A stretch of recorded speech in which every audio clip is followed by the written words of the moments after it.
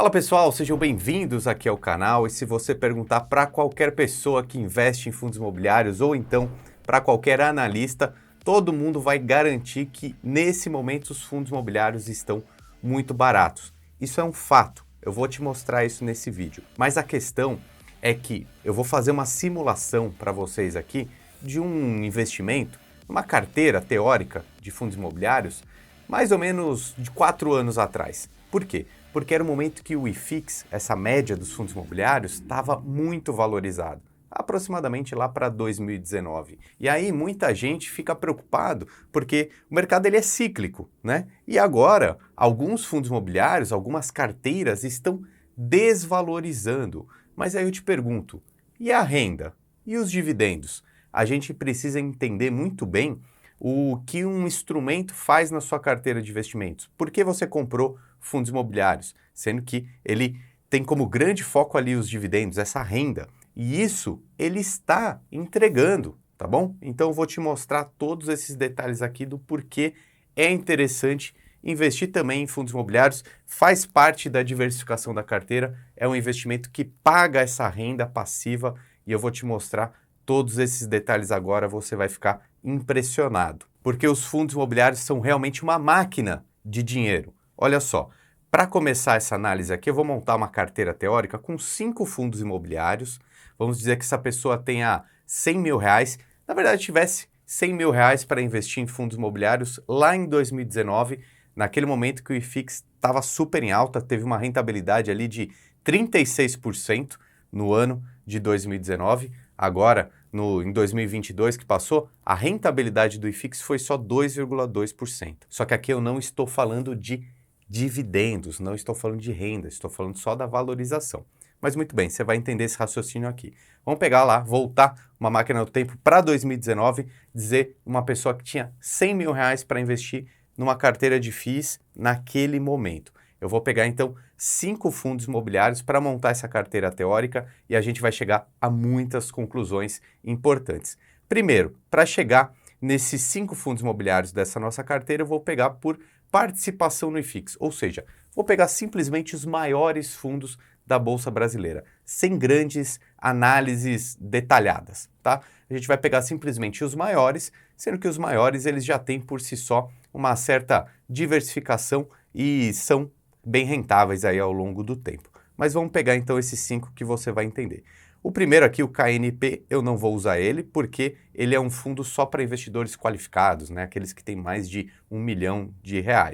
O segundo na lista, então, é o KNCR11, que ele tem 5% de participação no IFIX e vai ser o primeiro da nossa lista. Como que eu vou montar essa carteira teórica para a gente ver quanto pagou de dividendos nesse período, quanto rendeu, se vale a pena ou não para o investidor? Eu vou usar uma plataforma que ela se chama Investidor 10, que eles têm uma seção aqui na parte Pro que se chama carteiras. Eu vou criar uma carteira aqui junto com vocês, tá?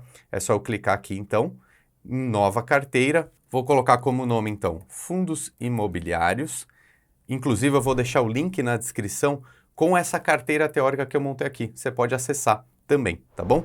É só eu clicar aqui então em adicionar ativo, fundos imobiliários, os FIIs. O código, como mostrei aí para você, é o KNCR11. Qual é a data que eu quero começar? Lá em 2019, tá? Então, vamos pegar aqui lá em 2019. Quanto? Qual a quantidade? Bom, naquele momento, uma cota desse fundo aqui custava R$ 103,65.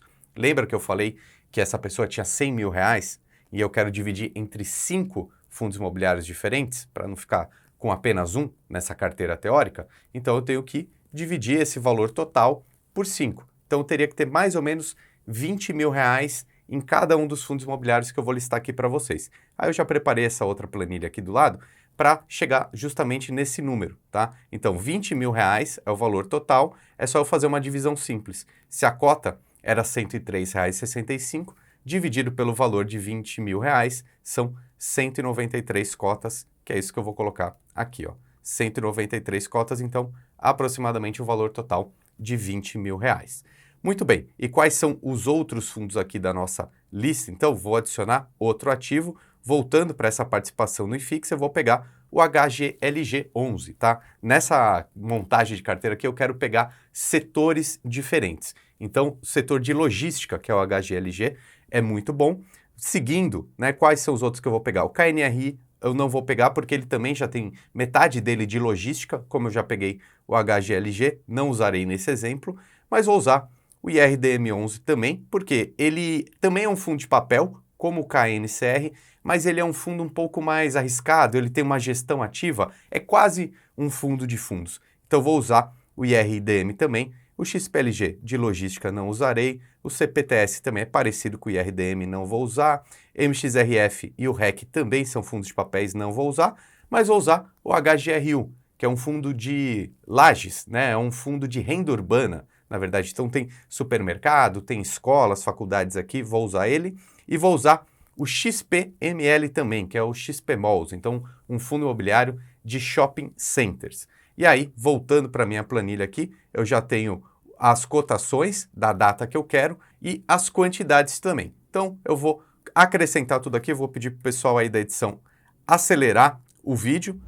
Perfeito, então todos adicionados aqui, eu vou fechar e ele já vai me mostrar aqui algumas coisas muito interessantes. Então, você vê que já tem como se fosse o gerenciamento aqui de uma carteira.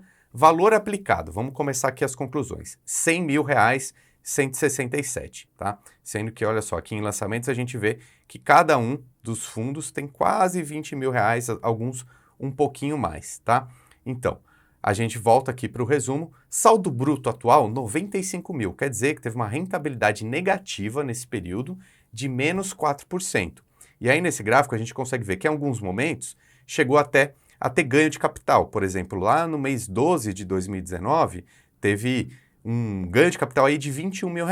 Foi passando o tempo, às vezes ficou meio que no 0 a 0 praticamente, ó, menos R$1.000, aqui uma rentabilidade negativa, então, de 1%. Nesse momento, é uma rentabilidade negativa aí de R$ 4.849, e a gente pode ver cada um dos ativos. Então, quem performou melhor nesse período foi o HGLG, a gente está falando praticamente 4 anos, o KNCR teve uma pequena queda, XPML e o IRDM também queda, só que o ponto aqui, pessoal, é renda. Fundo imobiliário é dividendo, não é simplesmente valorização, mas daqui a pouco a gente fala sobre valorização também. Mas vamos clicar aqui em proventos, que é aqui que é a grande graça. Olha só, vou até colocar nesse gráfico aqui que está mais legal, ó. Evolução do pagamento de proventos. Então, numa carteira de alguém que colocou R$100 mil lá em 2019, naquele ano, essa pessoa ganhou R$ 5.500. No ano seguinte, R$ 6.134. Em 2021, R$ 8.033. E em 2022, R$ 10.323. Estou falando aqui de dividendos crescentes. Não estou falando aqui de valorização ou desvalorização da cota. Estou falando de dinheiro no bolso desse investidor. Dividendos crescentes é isso que uma pessoa que investe com foco em fundos imobiliários, com foco em dividendos, com foco em renda passiva, tem que ter dividendos crescendo, né? É renda passiva, esse seu salário extra caindo cada vez maior. E aí, olha que é legal também, a gente consegue ver que na média, em 2019, R$ 458 por mês, sendo que em 2020, 511, sendo que em 2021, 669 e agora, em 2022, R$ 860 em média por mês. E olha só, no total acumulado, presta atenção nisso, só de dividendos entrou R$ 32 mil. Então acompanha o raciocínio. Se essa pessoa aplicou R$ 100 mil, ela teve R$ 32 mil de entrada de receitas ao longo desses 4 anos, quer dizer que ela teve praticamente aí 32% de rentabilidade só com os dividendos. Então aquela parte da rentabilidade negativa de menos 4, que eu mostrei agora há pouco, não é tão interessante assim de se analisar exclusivamente nos fundos imobiliários. Tem que colocar os dividendos nessa balança, tá? E obviamente aqui, nesse exemplo, nessa simulação, eu não coloquei o reinvestimento desses dividendos. Porque pensa comigo, essa pessoa ganhou esses R$ 32 mil nesse período todo. Mas se ela tivesse reaplicado mês a mês esse valor, ou em fundos imobiliários, ou em outras aplicações, ações, renda fixa, etc., essa bola de neve teria crescido, né? Vamos imaginar, por exemplo, aí, ó, em abril de 2019, entrou R$ 567 na conta dessa pessoa. Então, se ela tivesse pegado esses 567 e gastado, não ia ter feito os juros compostos dessa bola de neve. Mas se ela reaplicou esse dinheiro, então o valor do próximo dividendo não seria em cima apenas dos 100 mil reais, seria dos 100 mil reais mais esses 567 que foi aplicado nesse mês. E assim também em maio daquele ano, em junho daquele ano, em julho, em agosto, etc, etc, etc. E aí você vai sendo um acumulador dessas cotas, né, ativos do mercado financeiro que te trazem dinheiro no futuro. E agora a questão, mas aí vai desvalorizar? Será que vale a pena então eu comprar? Veja, nessa simulação que eu coloquei aqui para vocês, 2019 foi o melhor ano histórico dos fundos imobiliários no Brasil. Estava tudo muito alto. Agora, em 2023, está tudo mais barato. Por quê? Porque o mercado é cíclico. Taxa de juros, né? A taxa de juros, a taxa Selic, que é definida pelo Banco Central, influencia diretamente os fundos imobiliários. Então, quando a gente tiver uma mudança de rota da taxa Selic, que hoje está muito alta, quando ela começar a baixar, os fundos imobiliários vão começar a valorizar. Foi isso que aconteceu em 2016, por exemplo, até chegar em 2019 no pico, tá? Quem tivesse vendido esse fundo imobiliário em 2019 poderia ter um ganho de capital, mas não teria ganhado esses dividendos. Por isso que a montagem da carteira de investimentos de qualquer investidor ou investidora não pode ter só fundos imobiliários, ou só renda fixa, ou só ações. Você fazendo esse mix, você vai ganhando em todas as pontas. E hoje, nesse momento, em 2023, os fundos imobiliários estão extremamente baratos. Quer ver só? Eu consegui um gráfico aqui que explica exatamente isso. Perceba, esse gráfico aqui, tá? Ele está mostrando essa barra roxa, é o preço sobre valor patrimonial atual dos fundos imobiliários de cada um dos setores. Que é isso? Essa métrica, o P sobre VP, é onde a gente realmente vê se um fundo está barato. Por quê? Porque a gente vê o P, que é o preço, né, a cotação lá na Bolsa de Valores, e o valor patrimonial é o quanto aquele conjunto de imóveis realmente vale. Então, por exemplo, os fundos de lajes corporativas, escritórios, esses são os mais baratos que tem na Bolsa de Valores hoje. Por quê? Essa linha azul, aqui, essa barra azul, mostra o valor aqui, o all-time right, que representa as cotações máximas históricas de cada segmento. Então, provavelmente, esse valor é o que estava lá em 2019. Então, mostra que tem um potencial de crescimento aqui de 35,3%. Os fundos de lajes corporativas estão 35% mais baratos do que o topo histórico que eles tiveram. Obviamente, a questão é, vai voltar a esse topo? Provavelmente sim. Quando? Não temos a menor ideia. Por quê? Depende da taxa de juros. Para os investidores, para trazer mais investidores interessados em fundos imobiliários, mas também para valorizar esse imóvel lá no mundo físico mesmo, tá? Mais pessoas, mais inquilinos, empresas querendo alugar esses imóveis, esses galpões logísticos, escritórios e etc. Isso vai fazer com que se eleve a cotação, que tem uma valorização dessa cota também na Bolsa de Valores. Então a gente consegue ver que os fundos imobiliários estão extremamente baratos. Logística, 12% mais baratos do que a média, do que o pico histórico.